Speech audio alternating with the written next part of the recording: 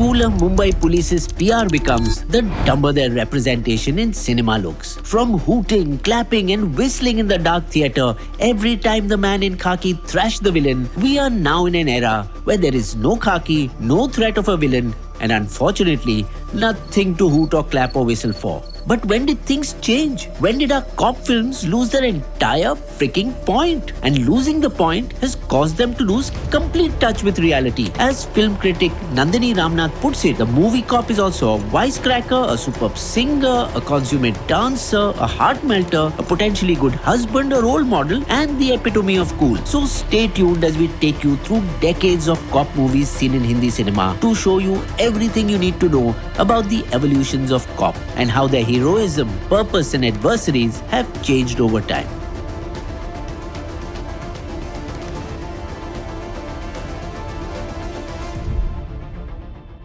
Cop films have been a staple in Bollywood for years now. But what do these films actually contain? And does this genre even exist today in mainstream or not? If you ask me, the change in their core struggle, access to ridiculous amounts of weaponry, and increasing collateral damage has left no space to portray a realistic cop. At least not in theatres anyway.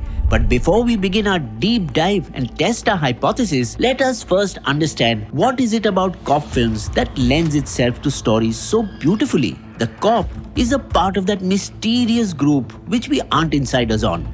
The Dil Toota Devdas might be your best friend, or the wanderlust Naina, your neighbor. But even if your family member is a cop, their workplace is one area you may never be privy to. So the chul to know what is it that really goes on behind the scenes in a police station. Do they really talk like that? Or do they actually do these things to solve a case? Movies help you get a glimpse into that and answer your questions. Hey, it could simply be propaganda or copaganda, as someone pointed out to me recently. But it sure as hell is entertaining. So who are these heroes? Let's break them down one after the other.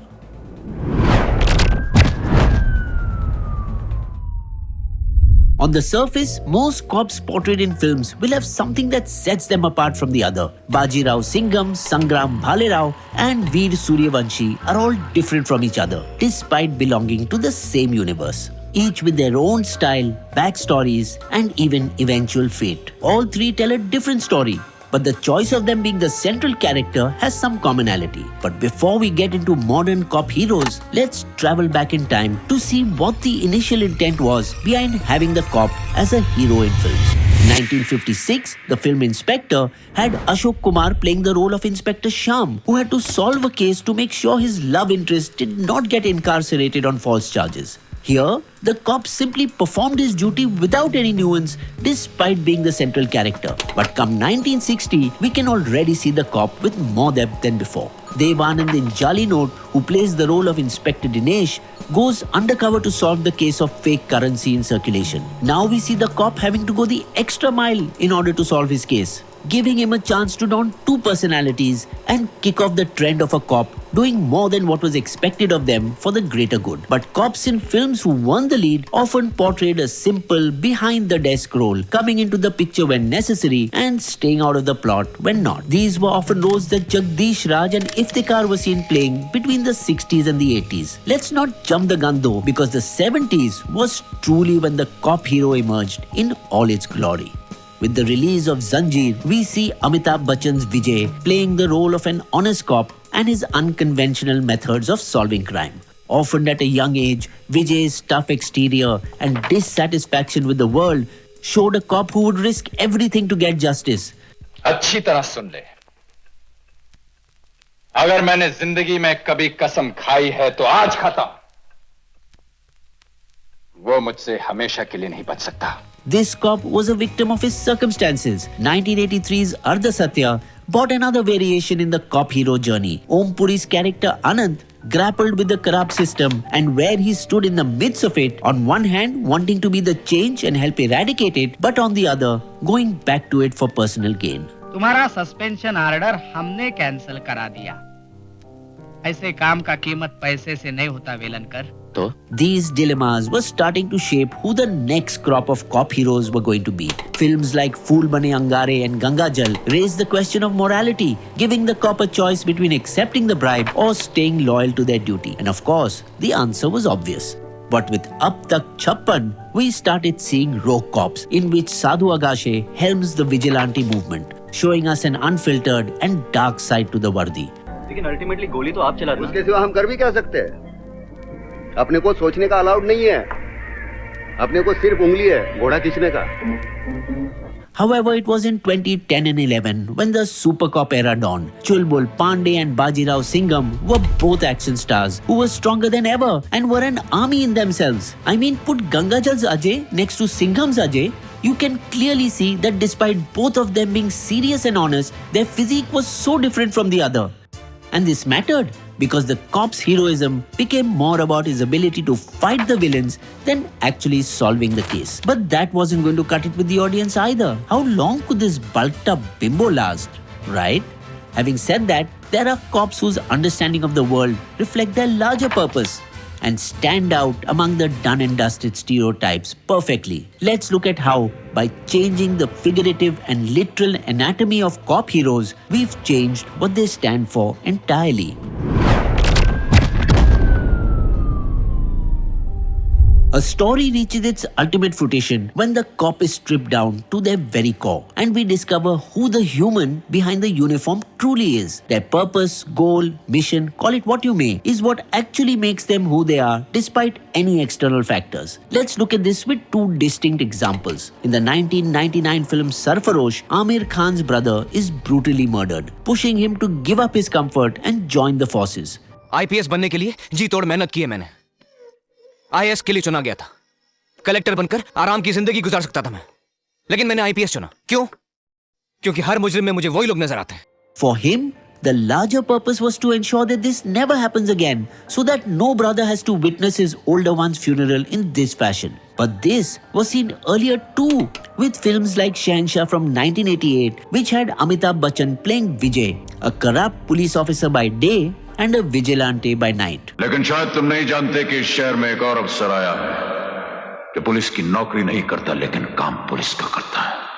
Helping people in his own style and wanting to find the man behind his father's death. In both of these films, the cop stands for an individual idea. Sarfarosh had a sentimental take on personal loss, while Shahenshah focused on social justice. These are not just men in uniform, but two competing ideologies within themselves, one working within the framework of the system and the other stepping outside of it. The representation of female cops raised a larger question. Why did having a purpose even matter? You only realize this when you notice that most female cop stories revolve around crimes against women. Whether it is Mardani, Delhi crime, or even Kathal. Who is allowed to lead which story? Would it only be convincing if a woman played the lead? The only exception comes in Drishyam. But then again, the case was about IG Meera Deshmukh's own son. When you put it in perspective, you realize that these stories are more about who the person wearing the vardi is. Hey, अपने पापा को मेरा नाम ठीक से बोल. Shivani Shivaji Roy, senior inspector crime branch, unit 3. उखाड़ जो उखाड़ने का. And hence, it makes no sense to have them all in the same film. But which filmmaker would even do that, right? Okay, enough shots on the Shettyverse. Rather, let's try to figure if these gym bros are naturally built or hide steroids under those ripped muscles. Hands down, the first part of Singham was epic. He was a cop who wasn't about to take bullshit from anybody. He was courageous and upright, and that very quality of his was the reason behind his immense adoration as a cop. मुझे जयकांत 2 बजे तक चाहिए और कोई भी बहाना नहीं चलेगा कि वो बीमार है, घर में कोई मर गया, गाड़ी खराब हो गई है, ये रास्ते में बहुत खड्डे हैं. आज अगर भारत बंद भी है तो भी जयकांत मुझे 4 घंटे के अंदर यहाँ चाहिए, वरना उसके नाम का वारंट निकलेगा और वो कुत्ता जेल की. But Simba was where the purpose started dwindling. I mean, I don't mind a flawed cop. In my opinion, those are the best kinds. But an orphan who joined the forces solely because he was attracted to bribes and money? Fair. So far, so good. But then yes, horrifying at that, but one incident later, he is a different person. What happened to his need for survival now? What about the lives he was directly responsible for ruining before? बहुत बड़ा कमीना है तो. भाऊ, जे मला माहित नाही ते सांगा. Tell me something I don't know. And Suryavanshi was simply about writing a smart plot. So let's not even get there. But have you noticed? The more obscure the stories tend to be, the more they lose their meaning altogether. But one story managed to do both. It featured a worthwhile cop and an intriguing story. I'm talking about Talash, which is about a cop who not only has to deal with his son's death, which he blames himself for, but also solve a case of a well-known actor's accidental death. The title itself says that the answer lies within, reiterating the idea that a cop story is more than just defeating the evil outside, rather a journey of calming the inner demons. मेरी वजह से मम्मा से झगड़ा मत कीजिए डैडा। अगर मम्मा और आप खुश रहेंगे तो मैं भी खुश रहूंगा। But let's look at this idea with a little more focus on who the antagonists in cop films actually are.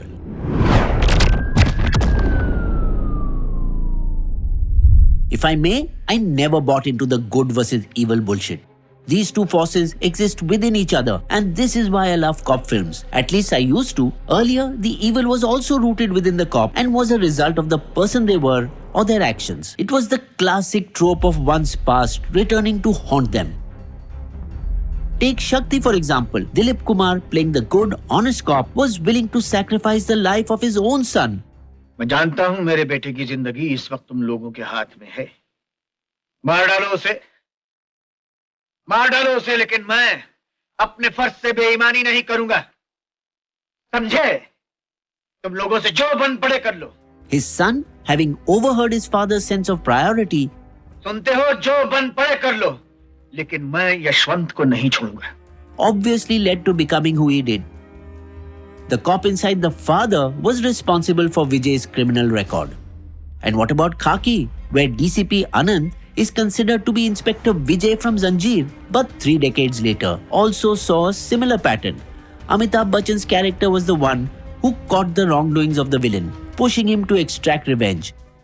और ये बात मुझे साफ दिखाई दे रही है कि तुमने उनसे पैसे खाकर इन बेकसूर लोगों को मार दिया है ताकि केस रफा दफा किया जा सके। Films like these capture the messaging of what constitutes good and bad so perfectly. I feel like these layers are just absent from the cops of today. The antagonists now are a separate entity. Yes, they fill up the silver screen with their larger-than-life evilness and sadism. But where is the connect? A better story would be one where you don't go out to fix the world. You fix yourself and the world will automatically fix itself. However, super cops of today aren't made with this kind of depth. Propaganda 101 tells us that the hero cannot be tainted. His flaws have to be some shit like he couldn't save the little boy on time because he was busy fighting crime elsewhere. But in the end, he will find a way to be at 2 places at once if that's what it takes. I'm not saying it's convenient. I'm just saying I miss the 70s. And come on, you know the films I'm talking about. From Ganga Jal to Dabang or even Mardani. I get it.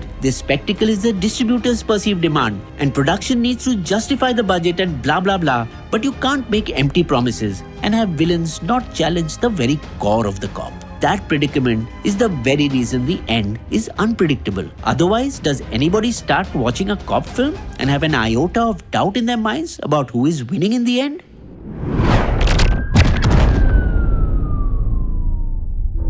Before we conclude, it's only fair to talk about those cops that are clear exceptions to the rule. While on the one hand, we know the newer cops cannot exist without the loud background music, stylistic action moves, and complicated mysteries because the story lacks conviction. On the other hand, we also have some cops that are doing justice to their roles perfectly. While Singham again is making direct comparisons to the Ramayan, we have cops like Shyam Manohar from Lapata Ladies, Hathiram Chaudhary from Patal Lok, and even Mahima Basu from Kathal, whose stories encapsulate the realistic Indian cop. My theory is simple. The more local it's set, the more global it goes. Producers, are you taking notes? The reason we are so impressed by these cops is because they are very region specific. What that does is takes away the pressure of getting the cops to do everything. They don't need to be Robin Hood or the knight in khaki armor who saved the day. Shyam loves his bribes and Mahima is willing to sacrifice her promotion for a love interest. Hathiramji has a complicated house situation that he has to deal with while ensuring the case is solved. But I know what you're wondering. What does this have to do with their locality? It's quite simple really. The more you are immersed in the world of the story, the more you are able to connect to it. This goes out to their character, especially because they are the ones that create your perception of that world. So be it their clothes, dialect, way of speaking, and even the food they eat. It's these subtleties that make you feel like you are experiencing their stories firsthand. With cops, this becomes extremely important. Because A, their jurisdiction is within a particular region, so why not be technically accurate and let their civil responsibilities be highlighted and be escalated into conflicts in a way that rings true to their character. And B, the challenges are more distinctive. We don't need to have the cop fight their superiors, get suspended, and then solve the case secretly every single time. There are problems that are so specific to their world that it just makes sense. The most recent addition to the cop films is Deva. And I was pleasantly surprised to see that despite it being a mainstream film, it got the shades of Mumbai right, along with the reality of police brutality. It makes you flinch and still not want to look away at the same time. But as long as the stories are written to serve box office numbers, it's a vicious cycle we won't escape. From showing mainstream cops to be a flawed reflection of the system, to them becoming almost godlike in films, we've come a long way. Whether it is because of the lack of good stories that we have to compensate for with grandeur, or because we are trying to whitewash the reality of what's going on in the world, it is a sad direction to be in. All in all, cop films have become basic action flicks. Replace the cop with literally anybody else and nothing will change. But what do I know? For now, this is all we have. Did we miss out on any of your favorite cop movies? Comment down below and let us know. Like, share and subscribe, and I'll see you again soon.